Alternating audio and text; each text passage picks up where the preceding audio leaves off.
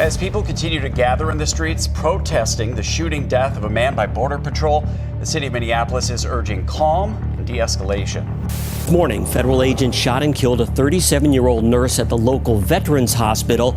There are a few videos out there showing the deadly shooting, and we're going to play you a couple of them. A warning, though, these videos are disturbing, and while we won't show you the fatal shots, we will show you the moments leading up. You are looking at the last moments of a man who spent his life saving others. His name was Alex Pretti. He was 37 years old. He worked as an intensive care unit nurse at the Minneapolis Veterans Affairs Hospital. His job was keeping American veterans alive. On Saturday morning, January 24th, 2026, federal agents shot him at least 10 times on a Minneapolis street corner. He died there, on the pavement, less than 3 weeks after another Minneapolis resident named Renee Good was killed by an ICE agent just a few miles away. The Department of Homeland Security says Pretti was a terrorist who came to massacre federal officers. His family says he was holding his phone. Multiple videos from the scene appear to show they are right. If you want to understand what really happened on that street corner, tap like right now. Let me tell you who Alex Pretti was before January 24th.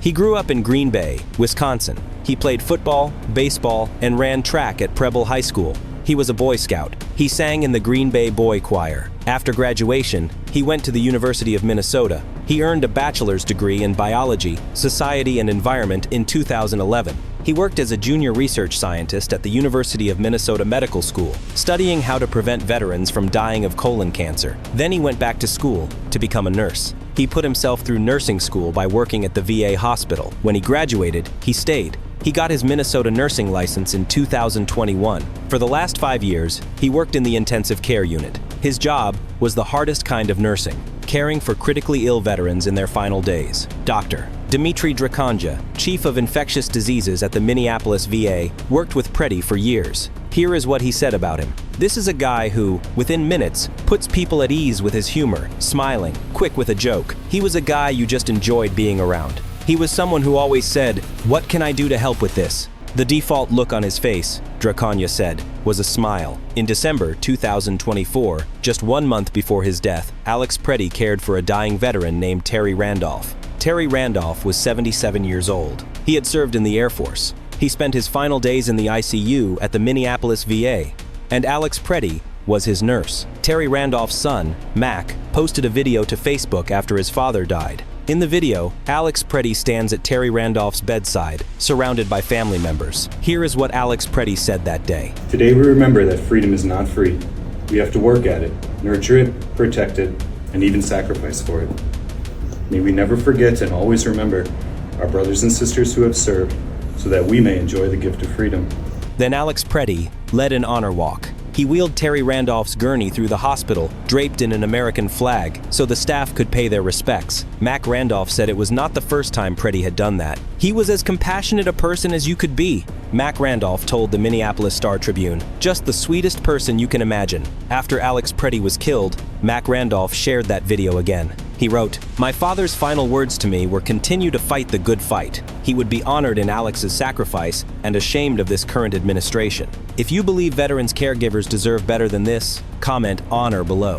On the morning of Saturday, January 24th, Alex Pretti walked from his home in the Lyndale neighborhood to the corner of 26th Street and Nicollet Avenue. Federal immigration agents had been conducting raids throughout Minneapolis for weeks. Protesters had been following them, blowing whistles, documenting their operations. Alex Pretti had participated in protests after Renee Good was killed on January 7th. His parents knew.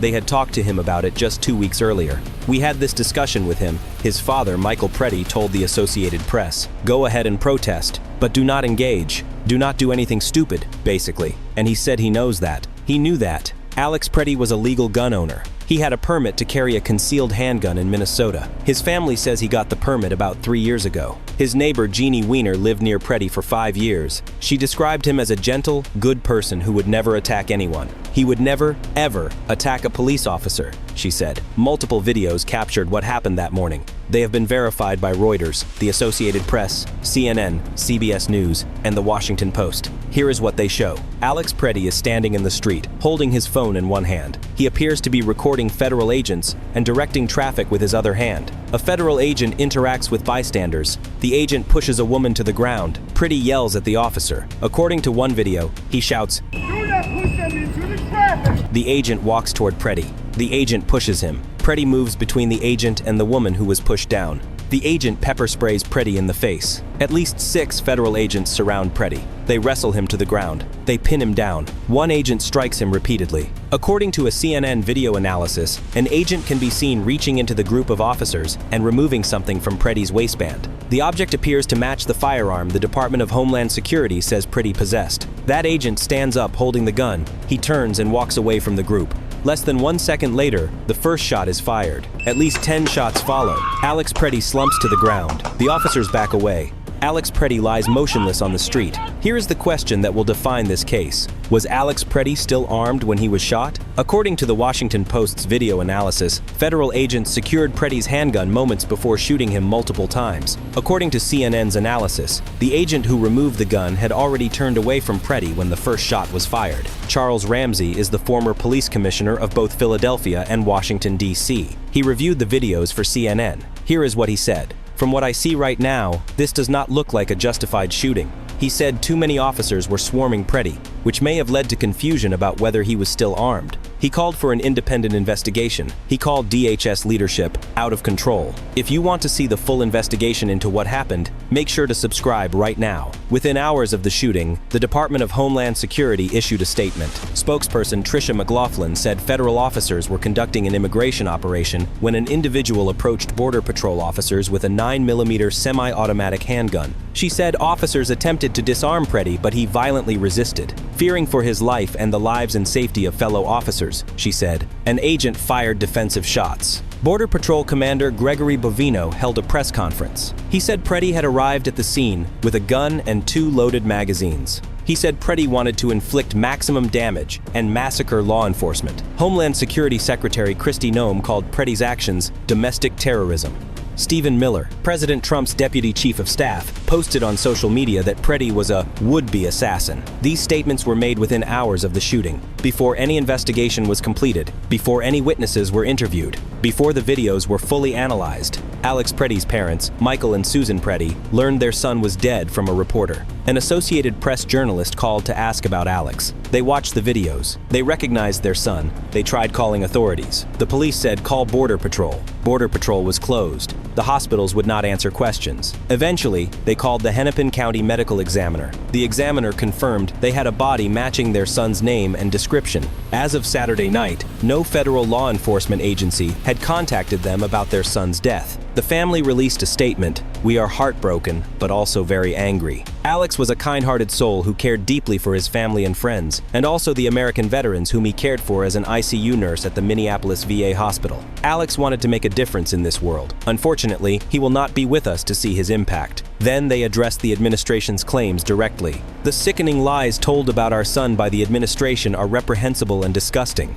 Alex is clearly not holding a gun when attacked. He has his phone in his right hand, and his empty left hand is raised above his head while trying to protect the woman ICE just pushed down, all while being pepper sprayed. Please get the truth out about our son. He was a good man. Here is the detail that makes this case unprecedented. Alex Pretti was a legal gun owner with a valid permit to carry in Minnesota. Minneapolis Police Chief Brian O'Hara confirmed this at a press conference. The Minnesota Gun Owners Caucus, a conservative organization that advocates for gun rights, issued a statement. Every peaceable Minnesotan has the right to keep and bear arms, including while attending protests, acting as observers, or exercising their First Amendment rights. We are calling for a full and transparent investigation.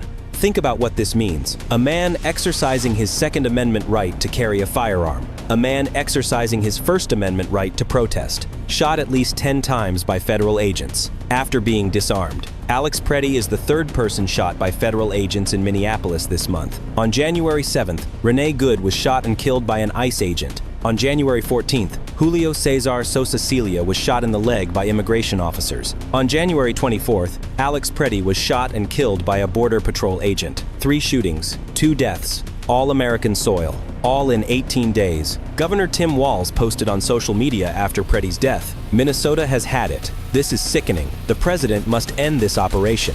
Pull the thousands of violent, untrained officers out of Minnesota, now." Mayor Jacob Frey said, I just saw a video of more than 6 masked agents pummeling one of our constituents and shooting him to death. Kamala Harris said she was enraged and heartbroken. His final act before he was killed by federal agents was doing everything in his power to protect his community. The Border Patrol agent who shot Alex Pretti has not been identified. He has not been charged. He has not been suspended. DHS Secretary Kristi Noem says DHS will lead the investigation into the shooting. An investigation into their own agent, conducted by the same agency that called the victim a terrorist within hours of his death. Saturday night, thousands of Minnesotans gathered at vigils across the Twin Cities. A GoFundMe page for Pretti's family raised over $230,000 in hours. More than 6,500 people donated. Alex Pretti spent his career fighting for veterans' lives. He held their hands when they died. He read their final salutes. He walked their gurneys through hospital hallways draped in American flags. Today we remember that freedom is not free, he said at Terry Randolph's bedside. We have to work at it, nurture it, protect it, and even sacrifice for it. 1 month later, Alex Pretti made that sacrifice. He saw a woman being pushed to the ground by a federal agent. He stepped between them, and he died for it. The administration says he was a terrorist. His colleagues say he was a hero. The videos show he was disarmed when he was shot. What does justice look like? Let me know your thoughts in the comments below. All of the information in this video comes from official statements and verified news reports. Sources include The Washington Post, The New York Times, CNN, CBS News, NBC News, The Associated Press, Reuters, and KSTP Minneapolis. Thank you for watching. I will see you in the next one.